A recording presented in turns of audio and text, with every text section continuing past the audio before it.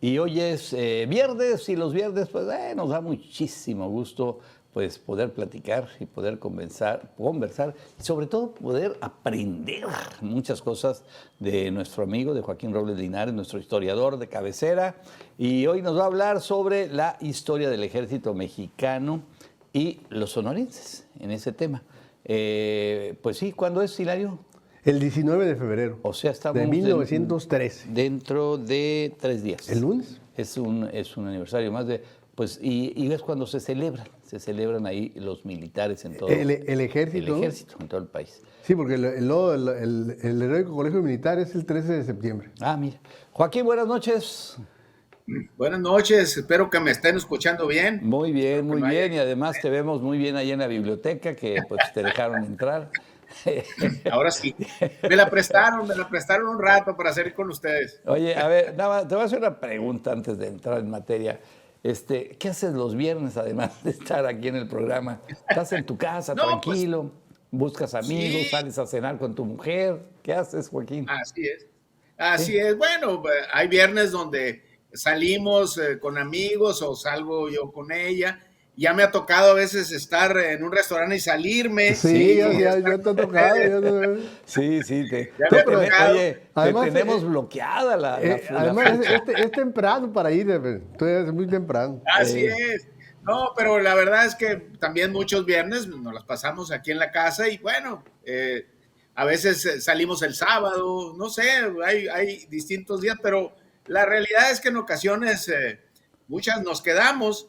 Pero cuando salimos, aún saliendo, me conecto entre todos precisamente para platicar. Muchas gracias, con ustedes. Joaquín. Muchas gracias, como siempre, gracias. Y bueno, platícanos tu comentario de esta noche.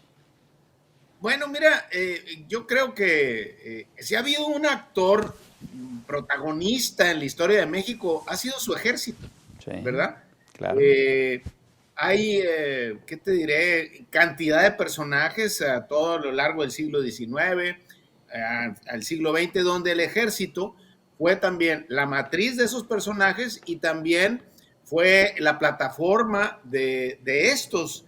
Y este ejército mexicano, que celebramos, como bien decía Hilario, el 19 de febrero, tiene origen básicamente en los inicios de la Revolución. Se rompió con el antiguo ejército federal o ejército porfiriano, a raíz del levantamiento de Victoriano Huerta. Y bueno, y la gente se preguntará, bueno, ¿y por qué el 19 de febrero? Bueno, porque el 19 de febrero de 1913, el gobernador en funciones, Venustiano Carranza, es el primer gobernador que desconoce a Victoriano Huerta. Okay. A raíz del golpe de Estado que había dado, lo que se conoció como el cuartelazo. Y entonces hay que acordarse que Madero era coahuilense, y entonces Venustiano Carranza, en una forma muy viril, rompe completamente con el ejército y con el poder central, rompe con Victoriano Huerta, y hay un decreto donde él habla de ese rompimiento y de la conformación, hace una convocatoria para la conformación de un nuevo ejército. Entonces, se da como la fecha de inicio, el bautismo precisamente de ese ejército.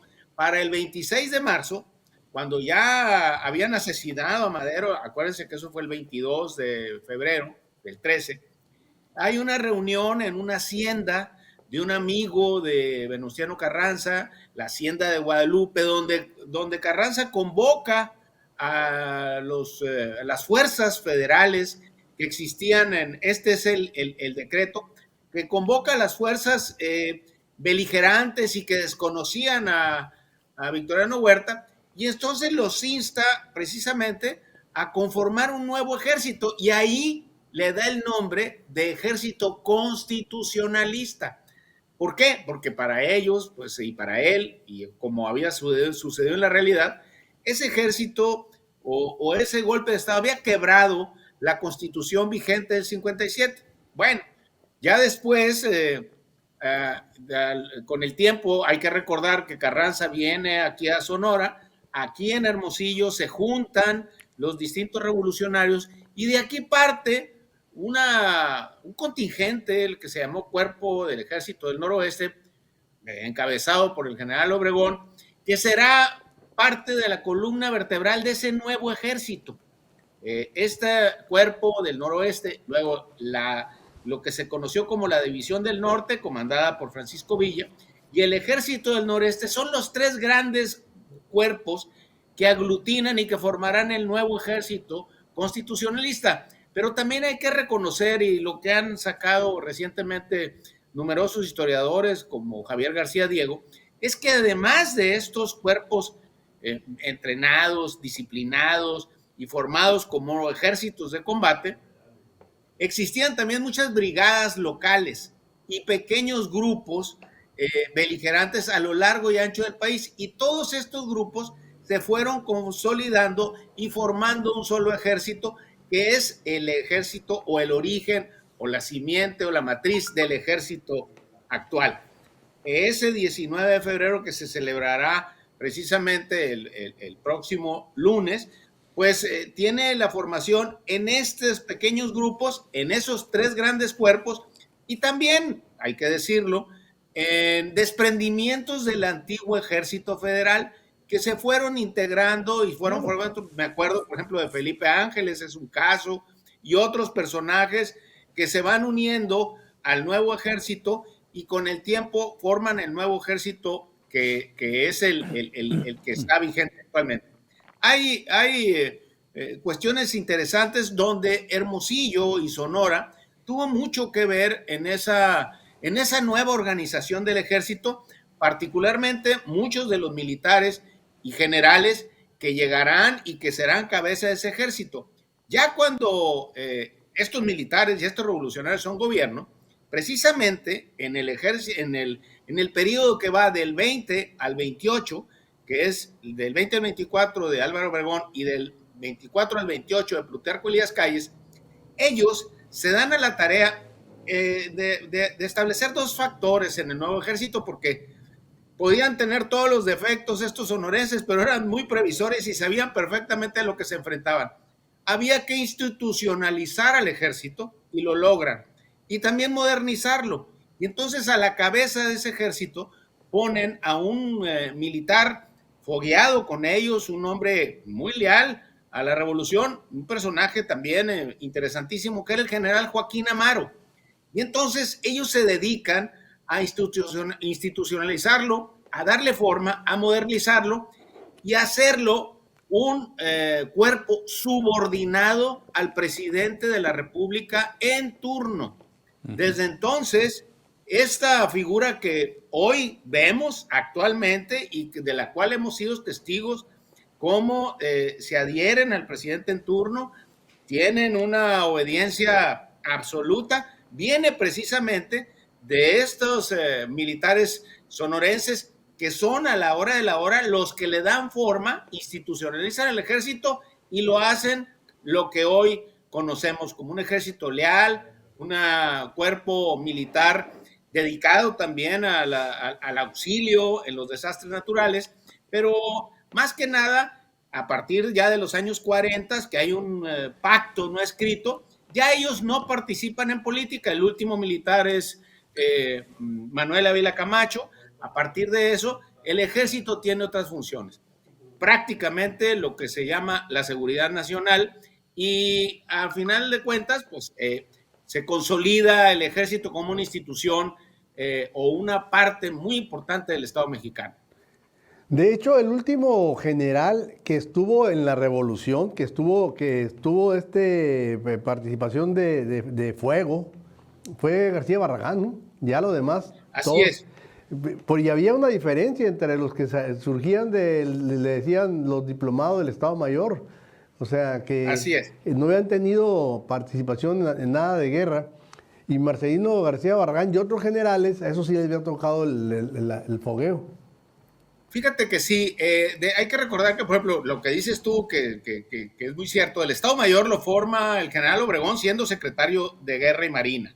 Él es el primero que se da cuenta de que esos militares había que formarlos, había que adiestrarlos, pero también darles un grado de especialización, y entonces forma el Estado Mayor. El general García Barragán es un fenómeno muy interesante porque hay un texto donde se narra parte de sus memorias y él platica precisamente lo que estás diciendo, Hilario. Él tuvo, siendo muy joven, fue testigo de la revolución, pero algo que me llama mucho la atención y lo platico como una anécdota porque él lo cuenta. Él era guardia presidencial de la oficina del presidente de la República en Palacio Nacional. Y entonces un día llega de improviso en la presidencia de Plutarco Elías Calles, llega de improviso el general Álvaro Obregón. Sube las escaleras, va avanzando por los pasillos de Palacio y al llegar a la oficina del presidente abre la puerta, él estando de guardia. García Barragán se cuadra ante el general Obregón, entra y entonces dice García Barragán que ve cómo Plutarco Elías Calles se para, se cuadra y le dice al general Obregón, sin novedad, mi general. Todavía era que mandaba, pues. Pues sí. Es algo, eso se lo leí en parte de las memorias a García Barragán. Bueno, y se da una idea precisamente de ese tipo de lealtades, pero también de jerarquías que había al interior de los revolucionarios. Y me acuerdo porque tú lo tocas, efectivamente, García Barragán fue de los últimos, y sí había una división, A final de cuentas, había una división entre los militares que habían tenido acción. Recuerdo uno muy importante, Agustino Lachea, que también de aquí de Baja California, pero tuvo acción en Sonora, empieza en Cananea, en fin. Es secretario de la Defensa en la época de López Mateos, y él es de los que prohíben aquella película que permaneció enlatadísima durante muchísimos años, que fue La sombra del caudillo. La caudillo, sí, pues. Sí. ¿Por qué? Porque en la película, pues el ejército no salía muy bien parado. No sé si la han visto ustedes. Yo la recomiendo mucho. Pero no solo el ejército. Acuérdate que le echaba de cabeza a Elías Calles y Álvaro Obregón. Sí, exactamente. Sí, la película es muy interesante. Ojalá la puedan ver. Por ahí debe estar en YouTube. Hay incluso una versión de los artistas y del director, que era Julio Bracho. Y entonces platica cómo se queda sin trabajo después de haber hecho esa película y cómo los artistas no los vuelven a contratar. Los bloquearon. Pero es un fenómeno interesante, pero además da una idea precisamente de la lucha ya después de la revolución por el poder, donde el ejército es un protagonista muy importante de esto. Y por eso, ahí está, mira, el recientemente desaparecido, sí. Él hace el papel de Calles, como secretario de Gobernación. Sí, es Ignacio López Tarso. Él hace el papel de Calles. De Calles. Y incluso hay escenas donde aparece Obregón, creo que lo hace, no me acuerdo el personaje, un artista muy conocido, y el personaje donde va narrando la historia es el general Aguirre, que es el que, es una cosa que parece ser que es el general Serrano, aquel que asesinan en Huitzilac. Sí, asesinan, pues. Y entonces es una película muy, muy buena, muy interesante. Además, lo más importante, quedó enlatada desde 1960, por ahí 61, hasta el final de Salinas, que la desenlataron con mucho trabajo. Con mucho trabajo. Y era muy común, ¿no? Esas películas que afectaban la imagen pública, pues del ejército o del gobierno en ese entonces, las enlataban, como el caso de esa de Rojo Amanecer, si mal no recuerdo, así se llamó, el ataque allá en Tlatelolco en el 68. Que también estuvo décadas ahí. Ahí está, mira. Oye, creo que Murayama, el Noé Murayama. Sí. Noé Murayama y Narciso Busquets. Los Busquets. Ándale, mira. Sí. No, es Tito Junco. Ah, sí, cierto, tienes razón, es Tito Junco, Junco. Es Tito Junco y Noé Murayama. También dos personajes buenísimos. Malos. Malos de maldad. O sea. Los terminamos odiando, buenos actores. Oye, así es. Hay que destacar una cosa del ejército, que de en toda Latinoamérica el ejército mexicano es el único que no ha intentado dar un golpe de Estado. Así es, definitivamente. Todavía. Es el único. Todavía. No, Fíjate, esperemos que no. Va a hay tomar dos el poder. cosas interesantes. Luis Así es, Espota, hay dos cosas interesantes. Luis Espota en su libro Palabras Mayores advierte, dice, el ejército ya está preparado para tomar el poder.